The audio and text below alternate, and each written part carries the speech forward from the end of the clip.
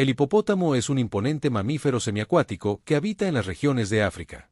Es conocido por su gran tamaño, llegando a pesar hasta 3,5 toneladas, lo que lo convierte en uno de los animales más pesados de la Tierra. Su piel, gruesa y sin pelo, es de color gris oscuro y se adapta perfectamente a su entorno acuático. Los hipopótamos son excelentes nadadores y pueden permanecer sumergidos durante varios minutos. Aunque se alimentan principalmente de hierba, su naturaleza territorial y agresiva los convierte en uno de los animales más peligrosos del continente africano. Son conocidos por su comportamiento impredecible y sus poderosas mandíbulas, que pueden causar daños significativos.